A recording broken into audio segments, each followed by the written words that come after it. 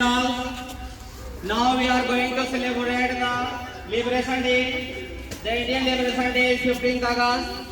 And so, in honor of speeches written on your blackboards, and you are carefully also writing, following to remember the speech. This time, I focus on important knowledge and experience about the South America and North America. You will also learn and follow these topics, this experience, these knowledge tips, and it will be the best for you. And now I discuss details about the North America and South America. And listen me please carefully. I will tell you in Hindi. Students, अभी आपको उत्तरी America और दक्षिणी America के बारे में मैं कुछ संक्षिप्त जानकारी दे रहा हूं, ध्यान से सुनिए। उत्तरी अमेरिका और दक्षिणी अमेरिका दूसरा और तीसरा बड़ा महादेश है दुनिया का। 1 नंबर पर एशिया, 2 नंबर पर अफ्रीका, 3 नंबर पर उत्तरी अमेरिका, 4 नंबर पर दक्षिणी अमेरिका है। ओके, आपको पता है?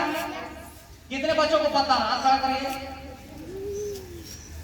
ठीक है, चारे को होना चाहिए। उत्तर अमेरिका और दक्षिण अमेरिका मिलाकर के 50 राज्य हैं। कितने राज्य हैं? 50। और 35 देश। 50 राज्यों में कितने देश हैं? 35। उत्तर अमेरिका और दक्षिण अमेरिका का एक प्रशासनिक देश है जो उत्तर अमेरिका और दक्षिण अमेरिका दोनों पर नियंत्रण रखता है, और वो कहलाता है अमेरिका का राष्ट्रपति, जिसको बोलते हैं यूएसए का राष्ट्रपति। यूएसए का संयुक्त राज्य अमेरिका का राष्ट्रपति, जो उत्तर अमेरिका और दक्षिण अमेरिका दोनों का नियंत्रण करता है। वहां के राज्य के प्रमुख को भी राष्ट्रपति कहा जाता है, और उत्तर अमेरिका और दक्षिण अमेरिका के प्रमुख को भी राष्ट्रपति कहा जाता है। राष्ट्रपति का दूत हर एक राज्यों पर रहता है। वाशिंगटन डीसी में जो अमेरिका का राष्ट्रपति बैठता है, वो हर एक राज्यों में अपना एक दूत रखता है, उसे बोलते हैं राज्यपाल। क्या बोलते हैं? राज्यपाल। और पूरे उत्तर अमेरिका और दक्षिण अमेरिका का जो संचालन है, नियंत्रण है, वो वाशिंगटन डीसी से होता है। वाशिंगटन डीसी क्यों रखा गया?